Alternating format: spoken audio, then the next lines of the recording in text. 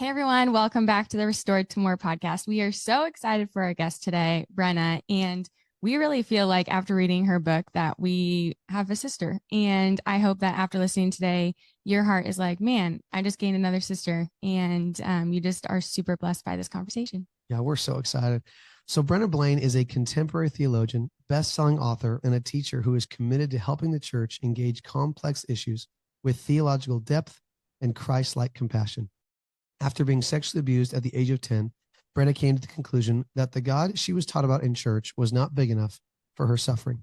It was not until she realized that she was gay at the age of 14, though, that she knew she needed to escape the Christian religion.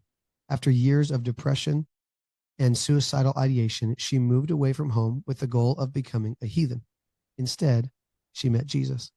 Brenna now has been in ministry for over 10 years, most recently doing public theology through preaching, advising, and resourcing.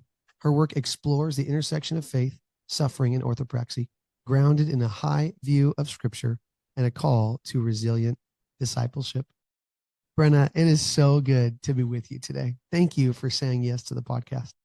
Yeah, of course. I'm really looking forward to, I don't know, whatever the Lord ends up digging out of our hearts today. I love that. Well, we can't start without like knowing your story. I feel like everyone's like, wait a minute, Clint, that was a terrible introduction. You said she wanted to become a heathen, and then you went into like what she's doing today, which I hope you're still listening because I did that. That was the whole goal. So, Brenna, I guess there's so much in your story. If you're listening and you have not read her book, can I say that? It looks like this. You need to read it. You need to go find it. It's phenomenal.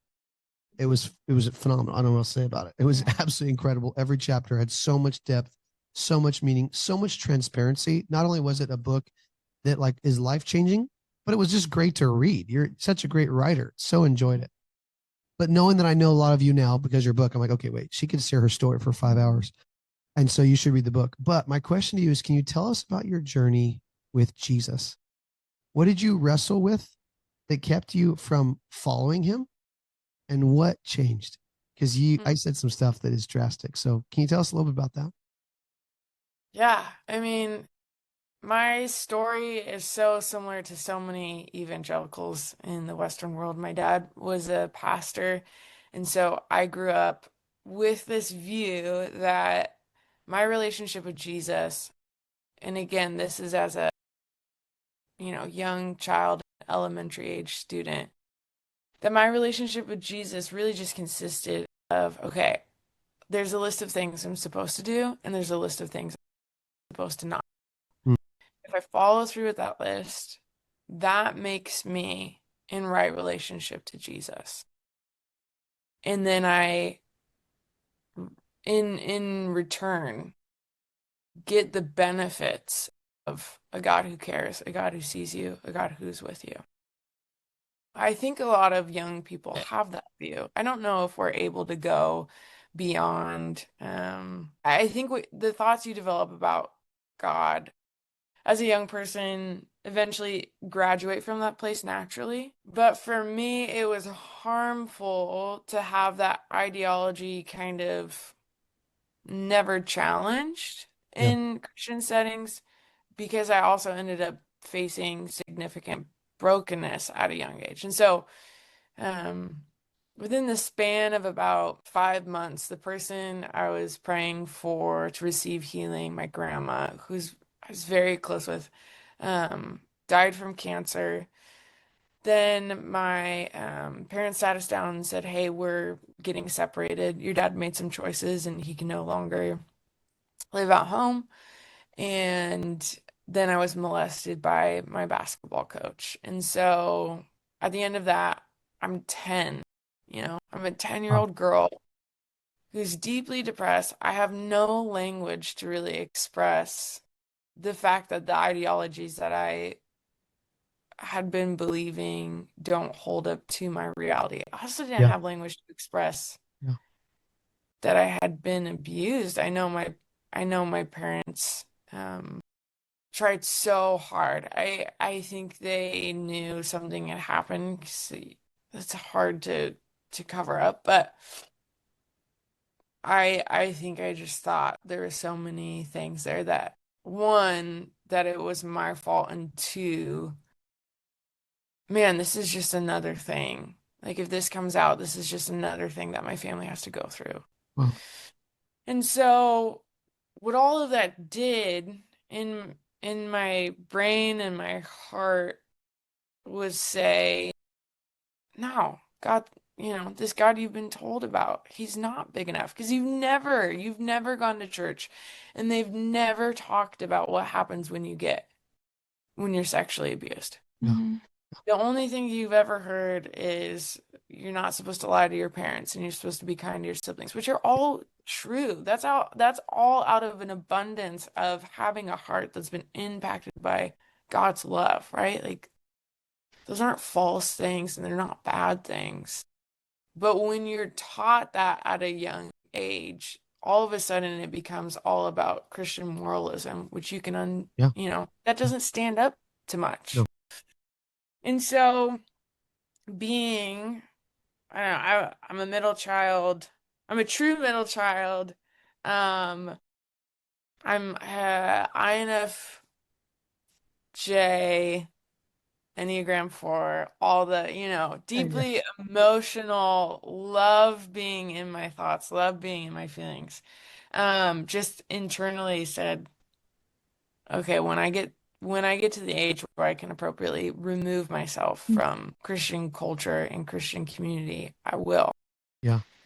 I love that you Um, said real quick before you keep going, because I want you to keep going. yeah. I think that I really think that we all hit that point where we're like, the Bible that I read and the sermons that I heard, they just don't line up with what I'm facing, with what I'm Mm, going through. And that's why we were so eager to have you on the podcast, because it doesn't matter what the experience is, abuse, a broken relationship, a broken family, someone dying from cancer. Like, I can't say how many conversations I've had with people, and they're like, this happened and none of it made sense. Even though I mm, was raised in a Christian household, I had loving parents. Like, what do I do with this God and the Bible that I've been taught from the pulpit? And you're right. Like, there's such a lack of sermons that have really addressed that issue and that have mm, created a space for people just to process that pain, or even know, like, wow, is anyone else suffering like I am? Like, am I just alone in this? And mm, if no one else is talking about it, it almost can instill shame on the conversation, right? Like, the silence is the thing that hurts the most. So mm. I think a lot of people can relate to that for sure. Well, I think there's an interesting point there of going in the West, at least, how much has our focus of church been on a sermon rather than shepherding, Yeah. Totally. right? Like 100%. we're like, okay, the goal of me entering into a church on Sunday is to receive a 40-minute Yeah. Yeah. TED Talk or Yeah. Yeah. whatever. It might be a Yeah. really good Yeah. sermon, but like Yeah. the fact that like that's not church holistically. Yeah. Yeah. Um, I love you said word holistically, because that's where we land all the time. It might be a Mhm. slice of the pie, but we're missing the whole pie. Yeah. And if yeah, we only get one yeah, little slice of it forever, oh, we're Yeah. missing like the experience of who Jesus is. And we're just constantly getting fed a really good teaching. And Jesus mm, was so much more than his mm, teaching, mm, you know? Totally get that. yeah, yeah. So keep going on your story. I think we'll end up back here. Yeah, We will, we will keep going on your story. So yeah, so you're stuck. You're like, oh, this doesn't make sense, and you're like, this isn't for me. Like, there's no way. yeah, yeah. So I continue. I mean, I'm going to church. My dad eventually moves back into our house. My parents stay married, which is totally different, restoration story within itself. Um, but by the time I'm around 12, that's when I realized, oh, I'm having thoughts about girls while all my friends around me seem to be having thoughts about boys. And I don't really know what that's about. And then by the time I was 14, had the language and the understanding to go, oh, I'm gay. Like this is what that means. Which I knew definitely was not compatible with the person of Jesus or at least I thought. And so I mean, even though I did not find the person of Christ to be a reliable person, I still had the worldview of an afterlife and heaven and hell, and Mm. thought, man, I don't want Jesus, but I don't want hell. And Mm. so prayed, every night for at least 2 years. Just, if you're real, would you just make me straight? If you care about any of this. And found that that did not happen for me. The Lord did not, one, he didn't make me straight, and two, he did not take those same-sex attraction feelings slash temptations away from me. And so in the middle of all that, I just went, okay, when I graduate, I'll go away to college. And that seems to be a really good natural transition away from like, nope, I'm not going to go to church anymore. I'm going to live the life I want to live. I I had always wanted to go play basketball in college, but I ended up quitting after I'd been molested. I quit sports, but just kind of had this idea of going to secular school, and I don't know. And while all of that was happening, I was outed. I was outed in my church, and there's so many details there, but to like shorten it, basically, I had a youth pastor who just said to me, Brenna, a lot of Christians wrestle with same-sex attraction. I'm really glad to hear.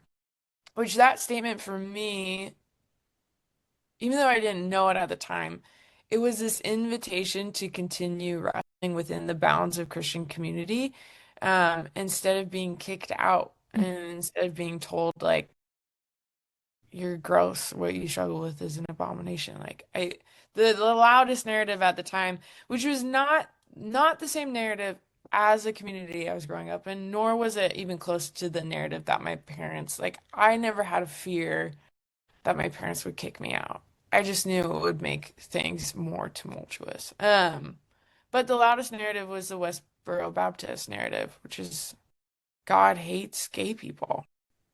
And it's like, so getting this other kind of quieter invitation by a pastor to say, like, you're not alone in this. You're not the only person who struggled with this. And like, you're okay to be here it was crazy because Yeah. and I was in youth group volunteering at a pretty high level all during high school, even though I didn't love Jesus. And so I would say, like, in the grand scheme of things, because of that, when I did say yes to Jesus and when I did have that kind of just mass curiosity on, okay, who really is this person? I had a foundation of things to go back and go, okay, I think I need to do this or I need to look into this because I'd been allowed to stay at youth group. And that was huge for me. But I got really bad grades in high school. I went to a college prep school, which was really, really great for me. If I was at a different school, I think I would have fallen into drugs much sooner. I would have lived a totally different life. But this school, it was not a Christian school, but 98% of the student bodies were Christians. I went to school with most people who I went to church with. All of my teachers knew my parents, they knew my siblings. So that was a real gift, especially too for my mental health. But the downside was, well, where I could have probably gotten B's in public school, I got C's and D's at this college prep school. And so my GPA came out as a 2.7, and the only schools I was qualifying for were Bible schools. And I said, that's not an option. I will not be going to a Bible school.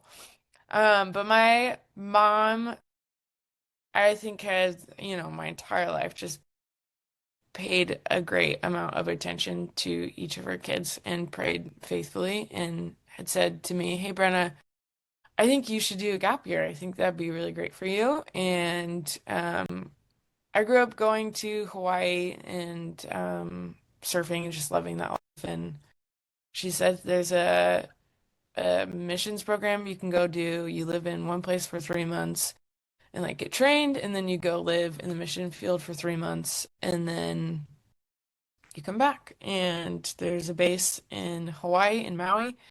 And I thought, well, like, okay, in secret, like, yeah, I would love to surf, smoke weed, and date hot women, and you can do all those things in Hawaii for sure. So I can pretend to be a Christian for 6 more months if that means other people will fund me to get to Hawaii. And people always are like, did you have a lot of guilt about like pretending to do that?" And I'm like, "No, I really didn't because I was like still doing like I don't know. I was like I'm still working with I'm still people gonna and help them. Like I'm still still gonna like, doing build things their every house. day." I'm Yes, still yes. gonna like build their house or feed the poor. Yeah, I They can need do me. that. I'm just So gonna do whatever I it's want on my fine. own time. Yeah. Totally. But I went when I went I was in a bad I mean obviously I was in a bad place just with my spirituality and like in relating to myself. I was also in the middle of a really gnarly eating disorder that took years and years and years and years to get any victory over. But I went and I was so I thought I was gonna get there and it was gonna be like I mean, I'll speak frankly. I was like, we're gonna go and it's gonna be like a bunch of like, it was not Mormon, but I was like, everyone's gonna act Mormon and everyone's just gonna be annoying. And I got there and like everyone there was very much like me, like Awesome. hated high school, wanted to get away from home, Yeah. thought doing Christian stuff was pretty stupid, but that it was like an out. And one of the girls was also we were from the same state. And so we were flying in, I think, at the same time, and we kind of connected online beforehand. One time we were talking, and I was like, "What did you do all summer?" And she's like, I would just get high and break into people's houses and eat their food." And I thought that was like so awesome. I was like, "Yeah, you're my kind of people." So we spent like a lot of the first 2 weeks together, just kind of hanging out. And there's like another one girl who became really, really good friends with Sydney. Also very similar personalities, Wow. same struggles. It was yeah, we were just kind of, all together and we're hanging out and But it sounds like for the first time you weren't alone. yeah, And I think yeah. about that and I Mhm. think At about least like alone and struggling, in those right? struggles. Yeah, because I mean, Yes. you were welcome, but you weren't surrounded by anybody else who was struggling with those Yeah. things. And for the first time, you're actually surrounded by people that like, wow, you're my kind of people, but you're here and we have Uh-huh. the same struggles. I Yeah. think so many times that's when there's breakthrough, right? When we feel like, oh, we have similar struggles. Like you really get me. Like you Yeah. get me at the deepest core of myself with my darkest moments where I'm doing something I hate doing, but I do it over and over again. You know, I think that's really Yeah. cool that God brought those guys. Gals. Yeah, for sure. It was crazy because I mean, yeah, much to that point is I'm watching people change, and I Mm, was like, what? This is bizarre. This is mm, really, really weird. For my friend, like, witnessed her. I mean, it's a crazy story, but it is the story of how, like, I came to Jesus, which is we were hanging out outside one day, and she said, "Man, I've been hearing voices," and I was like, "You've been smoking too much." If that's the case, what are these voices saying? She's like, "Oh, it keeps saying, 'Where are you? Where are you?'" I was like, "That's really weird." And then mm. we were just kind of maybe talked for like 10 or 15 more minutes. And then this leader comes out, and we're far out from where the house is. So like no one could hear us talking, and we did that on purpose. But this leader comes out with her Bible, and like both of us like look at her, look at each other, roll eyes, we're like, what's about to happen? Yeah. And she's like, "Hey, I was praying for you inside, and I just felt like the Lord asked me to read some scripture over you. Like, are you okay if I do that?" And I was like, "Jaden, just say yes so we can get this over with." And she's like, "Yeah, that's fine." And this leader flips to Genesis, and she's reading the creation story. She gets to the part where Adam and Eve Mm. realize they're naked, they cover themselves, and they hide. And God says, "Where are you?" And this girl just like doubles Oh, over, wow. realizing like for their, I cannot accurately say like whether she'd been hearing these voices for weeks or for like the whole summer, But either way, it was for her the realization that God has been. And that's a wild thing as someone who just grew up in a Baptist context. Yeah, 100%. Oh, it's God the Father, Jesus the Son, and the Holy Bible. Like, I don't know where people talk about the Holy Spirit. And two, for someone who didn't really ever love Jesus, to hear the voice of God. Like it was just insane. And so I'm just witness to all of this. Like I'm just standing there, absolutely bewildered. And it was like in that moment, I just went, I don't know if you're real. This is making me feel like you're real. And if you are real, I know enough to know that there are deep implications of that on my life. Wow. If God is real. And so I was like, I don't know who you are, what you want with me, what any of this is about. But if you're real, I will give you my life. Like I jokingly say that's like why I ever prayed that, I don't know, because that's been a praying that. Yeah. Ooh, that's That's a whole journey. yeah. Mm. And then I just had time. I mean, the most incredible thing I think about these 6 months that I did was that it really was 6 months of all I had to do, all I wanted to do after that point, and all I got to do was pray, Mm. go to worship, read my Bible, Mm. go to church, and serve other people. And so I spent the rest of those 6 months reading the New Testament because I was like, I have to figure out who Jesus is from the text in which he gave us that says this reveals myself. Because these sermons and I don't know that those are fair things to judge and figure out who God is off of those. I was just amazed at the radical person of Jesus that I found in the New Testament. Like a man who eats with sinners and tax collectors and prostitutes from a place of invitation. A man who spoke most harshly to the religious leaders who did everything right, but whose hearts were not in it. A man who promised eternity with him to the thief on the cross next to him who had no ability at all to ever do anything for God. Mm. Right? Like I Yep. just So all powerful. those things. It So was like, profound. Yeah. and so when I was going home, I was like, Lord, I don't know what you have for me. I watched my dad work in ministry. It didn't look great. I like things, so I would like to make money.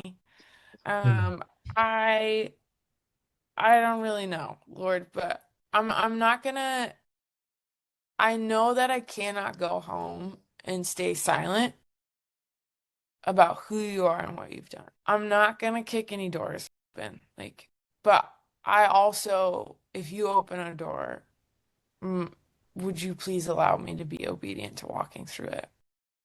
So I came home and I had served in worship team since sixth grade because I just loved music Mm. and that was an easy point of connection for me. And so I led worship for my team when I was in China and came back. And there's a dude at our church who did all the youth. He was the youth worship pastor, and he said, I'm moving to Arizona. I would love to train you to take Mm. over this job in the next 2 months. And so it got folded into that very quickly. So was a worship intern for almost 2 full years. Wow. Well, I think it was a month and a half of being home. I got asked to teach at youth group, and I remember it was terrible, but I remember feeling like I was made out of gasoline and someone lit a match. Like never in my life had I ever found something like I was always like, I wonder what it's like to be passionate about Huh. something. Yeah. And that was like the first time that I Mm. just That's felt so that. good. And so I kept getting invited to teach, and I thought, man, this also has deep implications, and humanity is never going to do it right. But there's a good stewardship in learning how to do it the best that you can, meaning like teaching correctly and truly. And so I ended up going to Bible school and getting a degree in theology and biblical studies. And literally, like everything that has happened in the past 10 years was never once a plan or a dream or Mm. a goal. It just none of it. All of it, every single opportunity, every single thing was the Lord just going like, okay, here's the next open door. Like, would you walk through it? And so, Wow. Thank you for sharing. Oh my gosh, Brenna, thank you. I like multiple times, like, I want to ask, Oh, don't want to interrupt because don't it's too interrupt. good. So powerful. And it just blessed me. And Yeah. I would love to hear kind of like, I'll share from our experience. When we went through the wrestling, like you were talking about, and just in so much pain and questioning, like, how is God a good father? And just like after we went through that wrestling, we came back to church and we'd be bawling in worship, hands were down, but everybody else, like, barely is like hands up, maybe stinging, and just like they're staring at us. Like, it's like we were like, whoa, what's wrong with you guys, And I got to believe, like, that was you too. You were changed and you brought that change. And now you're looking around like, am I the only one changed? And how do you, yeah, how did you remain? I don't know what the word is, maybe like peaceful about church, authentic, yeah, and not conform to how they were worshiping or even judging. Yeah, like all of Whether that. we're Like, judging them or they're judging us, right? how did you go to church again? yeah, that's a really good question. I think first I have to say like especially in my years at Bible school, I was a total a like I think there needs to be a separate study of like young people who go to school for theology because they are the worst, like the most judgmental, so full of ourselves and we think we know everything. And so I had to grow out of a bitterness Mm. and a perception that I was doing it right and that everyone else was doing it wrong and that I was really changed and no one else. Because I also came out of, again, I was raised in a Baptist context, went to a program that was born out of Assemblies of God, so very charismatic.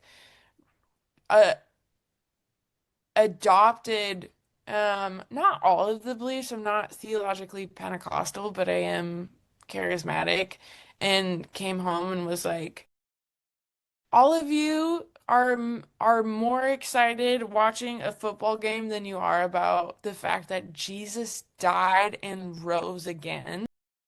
And that makes me want to, I don't know, like Fill in chew the on blank. the There's many spoon. options. It just was so frustrating. Um, and I think God has been so kind in that, like, one, my husband is like a very contemplative, quiet, um, not charismatic person. And so I think there's so much like I'll speak to it from the judgmental side and then try to speak to it from the like earnest side of the judgmental side of going like, oh man, the Lord is so kind to allow different people to have different expressions of Yeah, absolutely. finding joy in Him and all of that. And so I think God hopefully has grown me there. Was so just fed up again. I was just so fed up. I was, sitting in the back of church going, when I left to go do YWAM, all of my other friends that I grew up with, and we grew up in the same context, most of us were homeschooled. Uh, those of us who did go to public school, we went to schools where like everyone was a Christian. Were raised in church. I came home. Most of my friends were already like fully deconstructed or like Mm. well within the process. So living different, very, very, very, very different lives, right? Well, And I'm like sitting in the back of church, and our pastor is preaching a sermon about like the woes of, he's like a wealthy white cis male, and like how frustrating it is when your dishwasher breaks and you have to, you know, allocate your money towards that. And I'm like, my friends are wondering, yeah, does God hate them because they've had abortions? Mm. Right? And like my friends are Wow. going, I'm addicted to all these different things Mm. and they're not satisfying me. yeah, But I feel as if I tried to seek Jesus out, the communities in which I would do that would reject me because of my addictions. Yeah. yeah, And so I was just going to church every weekend. Again, there's like such a bitterness there, but also I think like a earnest, like, what are we doing? yeah, Like, that if we're preaching good news for those who have a 300 or a, yeah, 3,000 square foot home and both people work, and it's like, well, God, don't worry, God's still there when your home breaks. You have to use your vacation money to, it's like, that's so stupid. Like that, like one, yes, God is with us in these mundane frustrations, and He cares about the things that put a spin in our day because He cares about where our hearts land and like what we're impacted by. But at the same time, it felt like the church was a country club Mm-hmm. instead of a hospital. No one's gonna come in, no one's gonna Yeah. yeah, ask for help when this Yeah. is like how we're appearing. And so it was my husband, I remember one day just going like, Lord, I'm having these radical conversations with my professors at school, and they make me want to love Jesus more, and they make me want to invite my friend. Like I wanted to invite my friends far more to my your classes than classes. I Yeah, ever did. Yeah, than I ever did to church. yeah, And I was why can't our pastors and our leaders use their voices to care for people who are on the margins and to care for people who feel like they're the only person struggling with this one thing? And I felt as if God said, well, Brenna, you have a voice. Why don't you mm. use yours? Mm. And Well, go ahead. I had shared that with my husband. And like a week later, he like came into my room, arms full of podcast equipment, and was like, here you go. Wow. And again, I'm gonna guess with your audience, if you need to cut this out, that's fine. But I was a total ass the first. You go back and listen to Oh, like the first 10 episodes, probably 12, maybe 40, I don't know. And just really liked listening to myself talk. And like those are some rough episodes, but I think through it, that's how I started preaching. That's how I started traveling. That's how I started writing. That's how the book came about. And all of those feel like very carnal, successful things. But I don't know. I just never thought I was going to work in ministry. I never thought the Lord would say, I'm going to take the things that you're deeply frustrated about and the things that you've suffered through, and that is going to be the foundation for the ministry that you are going to be doing. That's ridiculous, that's so right? awesome. It's It's so just Jesus. It's so right. what he does. Oh, and yet it's what he does, right? In Yeah. every part of the Bible, it's like, oh, I'm just gonna take this person and use them because of what they've struggled with. Going back to what you were saying, I really want this episode to hit on a couple things that you speak so passionately about, and that I think hits home for so many of our listeners. And that is, how do you make sense of a loving God who allows great suffering? Because I think that as we suffer, we have a tendency to push God away. The only reason I really believe I ever found freedom from addiction was by opening a door into that suffering and inviting God in to that Mm, pain. Because for most of my life, I was just stiff arming him and we can get into church all day long because I felt like nobody else was struggling. Nobody else was having a hard time. Like, so I just need to show up and sing "You're a Good, Good Father" when I'm like, I have a hard time with that. When I'm like, oh, you meet everybody's needs in the Bible. You heal everybody that comes to you. You don't ever send anybody away that I can really read about. Maybe if I really read it, like you probably did send people away, but those stories aren't imminent in the Bible where he tells the person, no, go away, right? He just heals them. And then and then I'm like, what? I'm singing these songs. And so it's not making sense. And there's this great suffering that I'm going through. I'm asking God. The hard part for me was, and you said this earlier on, like, as you became a Christian, you knew that God loved you. It was easier to deny his maybe work in your life when you weren't sure if God loved you. And you had a hard time with even that phrase, God loves you. But eventually you knew God's love and it was good. And it was present. And it was so heavy and awesome. But then there's like, but where the heck are you? If you love me so much, give me somebody that gives me good advice. I'm talking about me now in my addiction. Give me a pastor that's willing to disciple me and care about me. Give me a small group leader that cares. Give me something that's actually going to help me. Where are you? Yeah. And so there's this whole story you talk about with Lazarus, and I love that story. And I'm going to get there. We have so many questions. I'm like going to pile them on. But let's start the conversation about that. Like, how do we make sense of a God who allows great suffering? And maybe you want to relate to the story you talk about why Jesus weeps. What is that all about? Because that is like, oh man, I get why he tarries. I get why he heals Lazarus. So that's in my mind when I ask that question. What do we do as believers who know God's love is good, and yet we are enduring tremendous suffering that God has obviously allowed? Yeah. I mean, this is where, for me, theology comes into play, right? It's like those are my greatest, the places where I just love to park my brain are theology that becomes orthopraxy. And Orthopraxy is a big word for me there, Brenna. Can you explain that one? yeah, it is the embodiment of what you believe.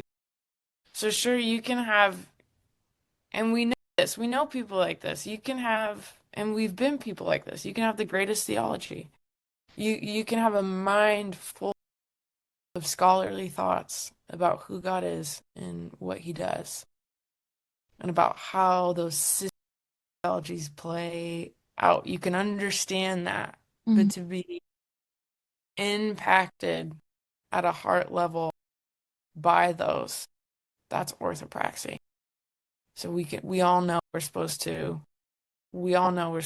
feed the poor and to take care of widows and orphans and to visit prisoners. Most of us don't because we have an issue with orthopraxy. Makes sense.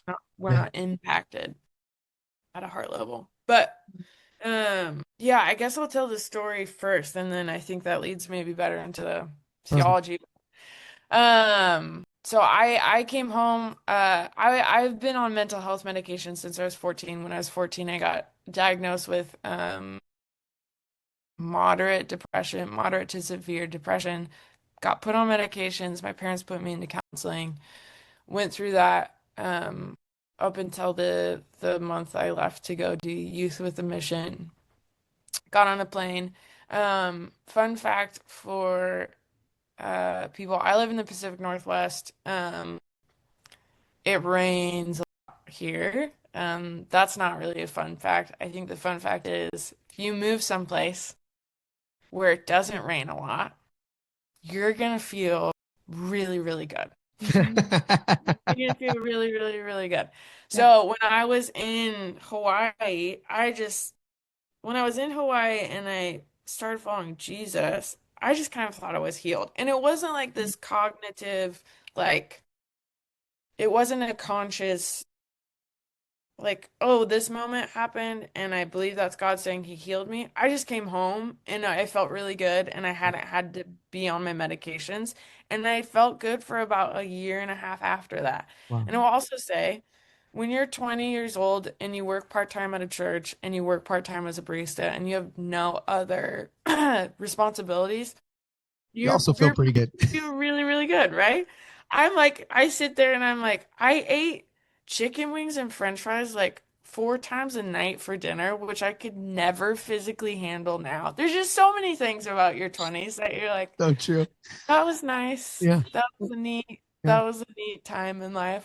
Um, but I just when I would tell my testimony, part of what I would say was like, yeah, I used to struggle a lot with mental health and Mm.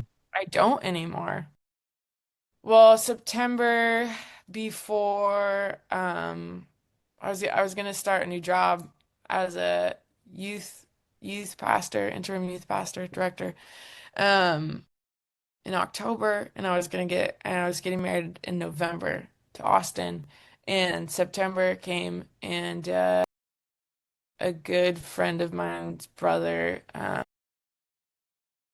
in that moment for me, Wow. kind of brought everything back. Mm. And I think I walked through, like, if we're just going to be really frank and honest, I think that moment for me was like, I was suicidal all throughout high school. And here's this person that completed suicide. And, like, I never did that. Mm. Mm. And it was like, I remember waking up and, like, I had been grinding my teeth so Wow. Mm. bad at, like, my jaw was stuck. It was just like immediate. I was thrown into immediate anxiety Wow. Wow. Wow. and immediate, complete and full rumination on death and dying. The Wow. ideologies came all back. Like it was like, Yes, yeah. yes. And so Yeah. like again, I said yes to this job. I was getting married to my best friend. We were living downtown, like dream cottage, all these wonderful things that I never thought would happen to me. And yet I cannot stop thinking about dying. And I lost the ability to sleep. I was sleeping 2 to 3 hours a night, and that went on for 6 months. Wow. Well, I'm preaching every other week at youth group. I'm leading worship on the weekends. I'm sitting in my therapist's office once a week going, why don't you just heal me? Like, I believe you can. I've seen it. Now I have seen it happen in front of my very eyes. My heart is open to it. Like, would you just heal me? And that was my prayer for 6 months. Would you just heal me? Would you just heal me? Why can't you heal me? I believe what I'm preaching for other people. yeah. It's really hard for me to believe it for myself when I don't feel like you're relieving me of this thing that is so damning and damaging to an image bearer. Yeah. And I just got to the point, it was interesting, like 2 days ago, my friend, uh, who's also my administrative director, texted me and she said she had sent me a song. There's a song called Oh God by the Citizens, and it's just a really good song about suffering. She sent it to me and she said, "You led this song at church the weekend before the first time you ended up in the psych ward." Wow. Wow. And she's like, I'm just sitting here today listening to it, thinking about how different your life is now and how Wow. different of a Um, person you are. And I'd woken up one morning and said, that's it. If I'm not going to be healed by God, I might as well go be with him. Wow. And so I'd made a plan, knew that I needed to go to work, be excused from my meetings, go home so that if I couldn't kill myself right away, there would be enough time that I wouldn't be found, that I would eventually die before my husband got home. So I go to church. I have a meeting with my boss, who was my old youth pastor, and I said, "Hey, I've been praying about stepping down." He knew about my mental health struggles and was super kind. I got excused from my meetings for the rest of the day. I grabbed my backpack to go, and there's just something in me, and it wasn't fear. It was such a different feeling than fear, but I don't know. I mean, now I know that it was the Holy Spirit just intervening, but I just felt like it was like, you can't you can't go. And I was like, I don't know why I can't go, but I just feel like I'm not supposed to go. So I sat down and I set a 30-minute timer on my phone. The timer goes off. I grab my backpack. I get up to go, and this woman comes into my office. She looks at me and she goes, "Do I need to take you to the hospital?" And I said, um, no, I'm fine. I'm fine. I'm fine. No. And she sat down and she said, "Brenna, is there any relief in the idea that there might be someone who can help you or understand what you're feeling right now?" And I broke down in that moment and agreed to go. And so she took me to her house. She fed me lunch. She called my husband. She called my boss.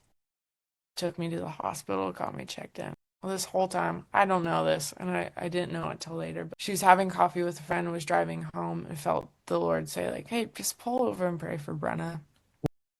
So she Wow. did. And while she was praying, she felt like the Lord said, go get her. Go get It's like I mean, all the stories are crazy.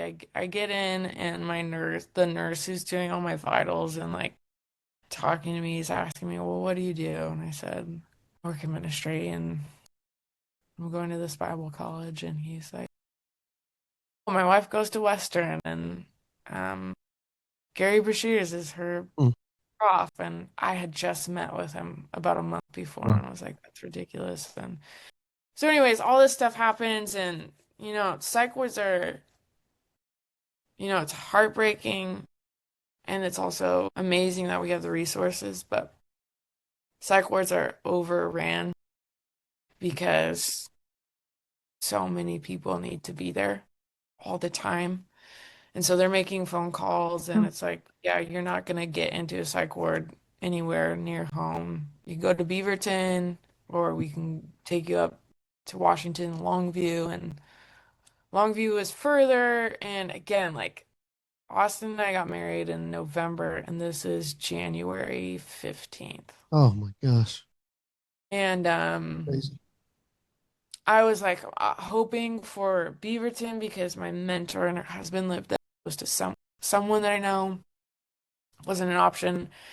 Um, and so these guys come in like full tactical gear, and I was like, oh man, someone's about to get arrested. And then they like turn and walk into my room, and I was like, what the heck? And you learn things as as you walk through life with mental illness, like, oh, this is standard. And they were my escort to the psych ward, and Austin had gone to the bathroom and they said, hey, do you want to say goodbye to your husband before you go? And I just thought, no, he's gonna follow me up and we'll do intake and he'll be. And so I said no. And so they put me in the back of like a redone police car so you can't, hurt anyone, hurt yourself. I think I was cuffed, maybe. I was definitely in socks and scrubs. It was raining, just very visceral. Wow. Uh, I remember the story you had in your book about the crayon, and you're like, oh, and she's like, yeah, oh, the crayon 'cause it makes it safe, and you're like, what? And you yeah, start to realize, like, oh, okay, the crayon is more safe than a pencil or a pen or yes, anything else you were yeah. doing. So like And then I I started get, thinking about ways like I could harm myself with a crayon. I was like, oh, yeah, yeah. really every person's like, Uh-huh. oh, the imagination starts to roll. Your book, Yes. yeah, it's just in my life, there was so much of a will to act out in any capacity, right? Like I was like, I could probably find a way. Your book, I love the plugs for your book. I'm like, oh, yep, that's a story. You got to go read. Got to read that one. Keep going. I get to the hospital. It takes a while for them to let us in because they're doing their change of staff. Mm. I get escorted in, and I get into a locked room, which I didn't know existed in hospitals. I'd only ever seen them when I would watch documentaries about solitary confinement. Wow. So Wow. in this teeny tiny room with a mattress, um, a, a jail toilet, like it's a silver metal toilet. Wow. There's no door to the bathroom. Wow. Wow. And the door locks from the outside, and it is the thickest, heaviest door I've ever seen in my life. Wow. There's nothing in this room. And I said, "Hey, my husband followed me up. Can I see him?" And she said, "No, I'm sorry." And I said, What do you mean?" And she's like, "No, there's really strict visiting hours." I said, "Okay, can I call him?" "No, I'm sorry, there's really strict phone hours." And I kind of started to cry, and she said, "Brenna, I'm so sorry, but we're doing change of shift, so like no one's gonna be able to be with you for the next hour. You're gonna be Wow. alone." She leaves and the door shuts, and it's the first time ever, ever in my entire life. Any other time I've ever been alone, I've had a cell phone, I've been able to turn on the TV, there's been books to read, there's been things to do. Nothing. There's nothing in this room. So I'm just like weeping at the end of my bed, just seeing like really, truly those thoughts of like, man, I wish I would have attempted because then I want to be here. And just saying like, Lord, well, it was like that flash, which was like of words of with prayer and supplication, make your request known. And so I'm like sitting there, it's going, you did not heal me for whatever reason. Would you just be with me? And I woke up like 8 hours later. It was the craziest thing. It was the longest I had slept in 6 months. Well, three weeks later, I'm out of the hospital. I'm put on medical leave for my job, but I'm also like invited to. I was supposed to preach, and they said we're not going to tell you you can't. If you want to, you can. If you don't want to, you don't have to. And it was just kind of like, just wanted to be appear normal and do the normal things. And when you're mentally ill and you go through mental break or psychotic break or mania or whatever, there's like you can see the fear in people's eyes around you when you're like, oh, don't feel bad for me and don't be scared about what I'm about to do because you know, it's just a weird thing. So it's like, I don't want that. I want to act as normal as possible. And I was trying to figure out what to preach on, and I get to the story of Jesus and Lazarus, and I'm like, I know this story, but I'll just like read. And you get to the part where Mary and Martha run out into the street because they hear Jesus is coming and they say, Jesus, if you would have been here, my brother wouldn't have died. Mhm.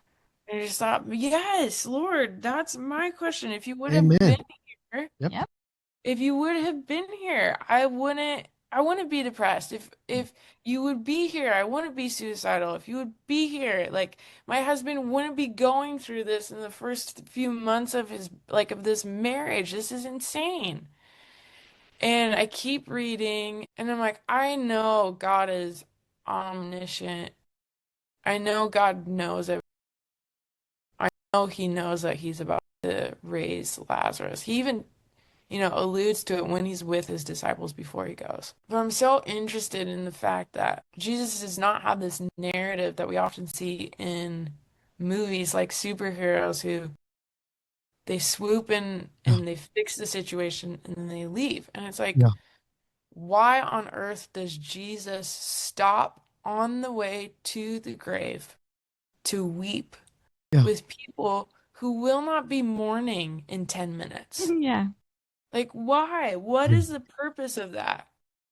And I just felt like the Lord said, Brenna, like, I do not desire to be in a place of just fixing things. Like, I am a relational God, and I desire to be with my people even in their suffering. And just this identification of going, not once did I prayed over and over again, Lord, would you heal me? Not once did I ever pray, God, would you be with me? And then the one time that I did, the experience of that Wow. and like getting a taste of what it is like to sit next to the Lord in suffering.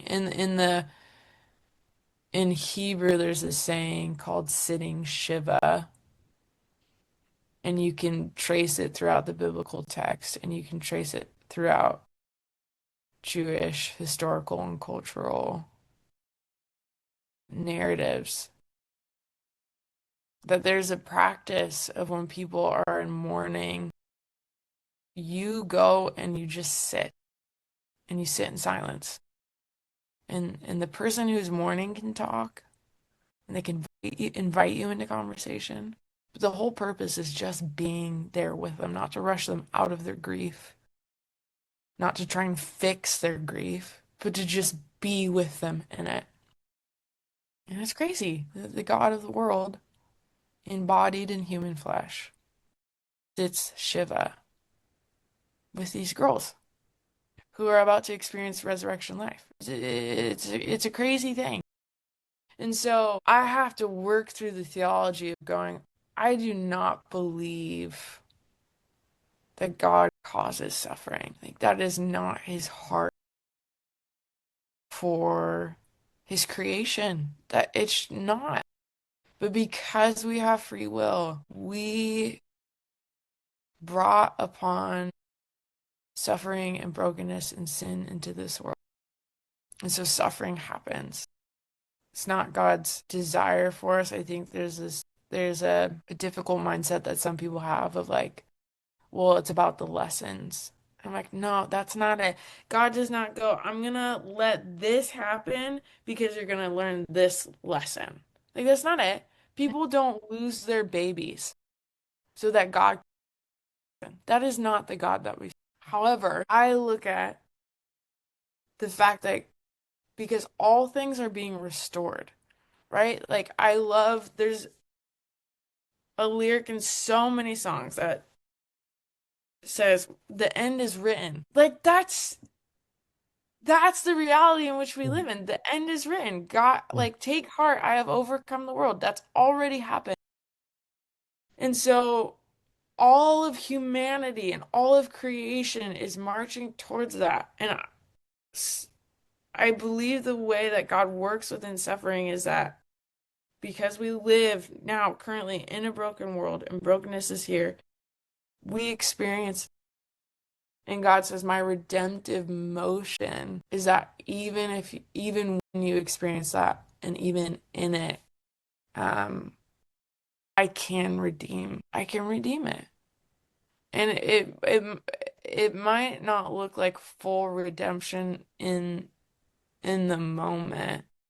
Like, there are so many things, and I think that's why so often too the text talks about we look through a mirror dimly lit. Like, we just it's not for our brains to comprehend or understand what God is doing in this time and why things happen. But like, I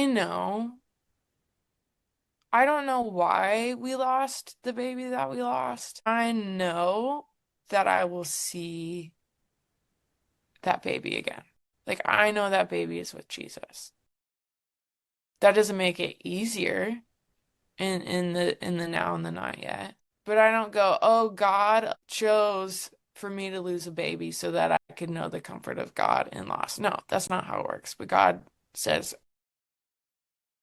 evil doesn't get the last word. And so I think it has to be this reversal of how we cognitively like think through these things to go, no, he's not a God who causes these things. He's not. Yes, in some circumstance, God allows things. I think in so much suffering, God doesn't. God is not going, yep. He's going, no, this is my creation. Yeah. These are my people in which I love. I do not desire evil to be done to them. Yeah. And so God's heart is that redemptive motion. Okay, this is happening. Where can I meet my people in it? I think when you say that, sorry, I want to kind of real quick, when you say that, I just am reminded of the importance of Jesus's presence in the midst of the in-between, right? There's this in-between. I think we get to heaven, we all have questions. We're like, man, can you make sense of this? And I love that scripture where we can't see fully what God's doing. And I think that's the hardest part, is because we almost believe that he should be a superhero. Right? Like, you should sweep in and hold this building from collapsing on me. You should sweep in and get me out of the way of this train that's flying 100 miles an hour from crushing my soul. Jesus doesn't do that sometimes. He allows so much suffering, even for his people. And I think in our world, we don't understand that, right? It's like, wait, if you love your son, like what parent is going to see your child about to suffer and not prevent that? Like, we all love our kids. I'm definitely, if he's in the middle of the street, car's coming. You can bet every dollar you have. I'm jumping in front of that car. I'm pushing him out of the way. I'm doing it. I'm risking everything to save him from suffering. Now we actually do this all the time. We hardly ever like let our kids suffer. They fall out of a tree. We're like, well, it's okay. We save all the time. Maybe me a little too much, helicopter parent. Right. But I feel like it's the idea of like, okay, God, I don't get this.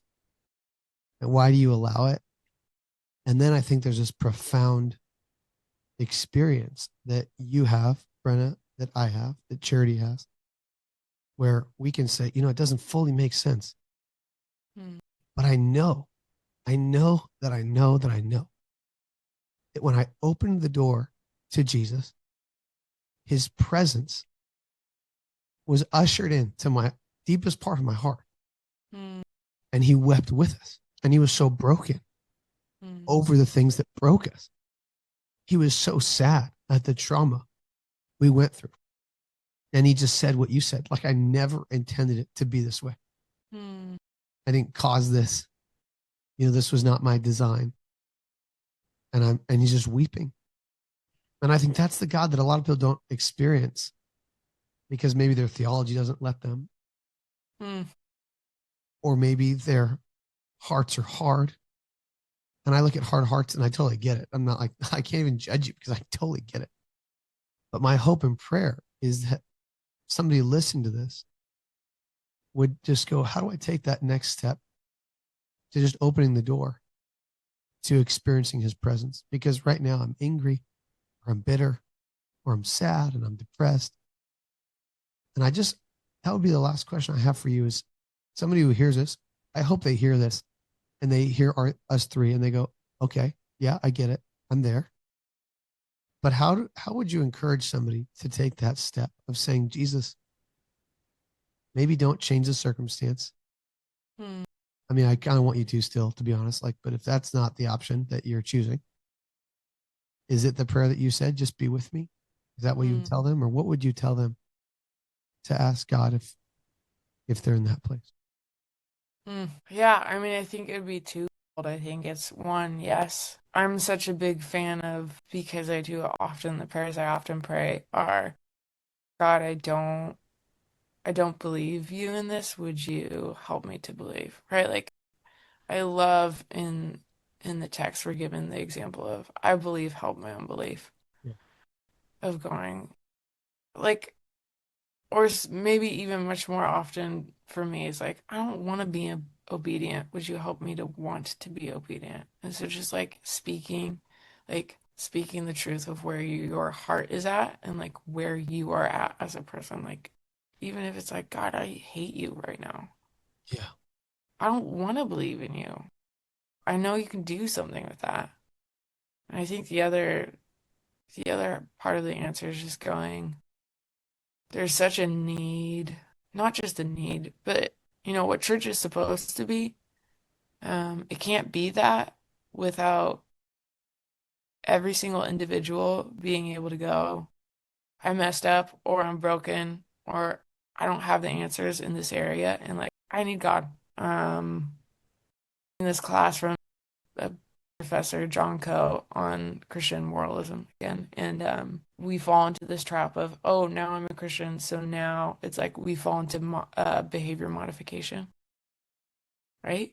Like we all do it. I'm sitting in this class going, oh shoot, like I'm in ministry and been following Jesus for 10 years and I'm like, oh yeah, I have the thoughts every day of like, because I love Jesus, I need to stop doing this and start doing this. And John Coe's whole thing is like, you can't. None of us can. We can't do it. And so the whole purpose of prayer and living life in community is to go like, I'm an addict and I can't do it. And I need God and I need community. So I think people so don't want to put the burden on like other people. And I'm like, that's what church is, like that's what community is. That No, be the crying, be the weeping person in the room. Be willing to make everyone else uncomfortable. Why? One, because it's real. Yeah. It really is what most other people in this room are feeling. And two, you're not asked by God. Maybe there's social expectations. We don't follow those.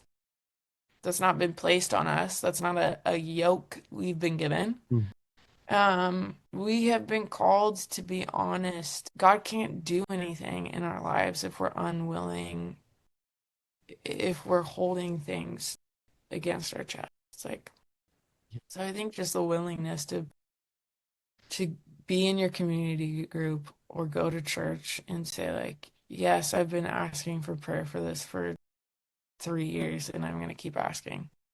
Or to say, yeah, I don't really know why, but I watched porn last week. I I need yeah, I want to confess that. Or like, I don't know why, but I've been ruminating on going back to drugs. Like whatever. It just is like one, there's nothing truly shocking to the Lord. And two, he can't do anything with us when we're holding things against our chest. But I mean, yeah. I just think about the narratives again. The New Testament of Mary Magdalene like walking into the room and being like, "This is what I have, and I'm gonna wash your feet," and everyone going, "Hey, isn't she? She looks familiar. She looks familiar." Yeah, Um, that's good. and her going, "Yeah, I that's think I saw her on the corner somewhere. Pretty yeah, sure. I need Jesus." Like I just, man, the only I think the only call again, even in this like in the conversation of salvation, what is the thing that we have to do in order to receive salvation? It's just be honest. I can't do it. Mm. That's it. Yeah, And then I see that being honest is the call over and over and over and over again. yeah. So I love your story is so beautiful in that because when presented, sure, you were struggling silently. And when presented with an opportunity, when someone asked you for something, you were honest. And that's where like I see the thread of your story from the pastor, right? And Jesus showing himself through that pastor, saying like, thank you for being vulnerable. This is how I respond. And then again, the girl at YWAM, right? He used another person in human flesh to show you himself, and you were vulnerable with that person and you were honest with that person. And yes, you were still struggling, but at least you were honest with them. And then now the woman at the church, right? And she's asking the question. And when I'm hearing your stories, every time somebody asks you a really hard question, you show up honestly and authentically. And because you do that, Jesus follows through and says, I put all these people here because I'm going to give them words and beliefs, right, that I need you to hear right now. And then when the time was right, he used himself and he met you with honesty when you were like, hey, God, what's up? Where are you? And then you met him and said, this is where I'm at. And then he met you in an eternal earthly perspective that changed the trajectory of your life. And yes, I hear you saying, yes, I have struggles and I'm honest and I show up vulnerably and authentic. And God meets me either through the people or himself. And I'm so grateful for you, Brenna. I'm so grateful for your honesty. I'm so grateful that you now are choosing to be that person for other people and showing up to them when they are authentic. Because there's no way that when you share your story, there's no way. I can bet that so many people are reaching out to you saying, me too, me too, me too, me too, me too, me too, me too, me too, Yeah. me too. Oh, yeah. Right. And because of your willingness to follow through and continue to pursue, even in the struggle and the wrestling, you may be walking with a limp, maybe two limps, but I'm so grateful that people see Jesus in you and that you haven't given up through all the struggles. So just thank you so much for who you are. Thank you for just saying yes to this podcast, for sharing your story vulnerably through a book, and just for being our sister. That's really kind. Yeah, that those words are, I don't know. I don't know if anyone's ever thank you for that. Well, Brenna, thanks for being with us. We are so grateful. Again, just please find out everything Brenna is doing today. You should know how to do that if you're listening to a podcast. You should be able to figure out that there are show notes. There's a website there. There's a book link. There's different things. It's all there. And we're so grateful that you listen. And we're praying for you. We may not know your name. We may not know your story, but we are praying for you all the time, that you experience the Jesus that we've met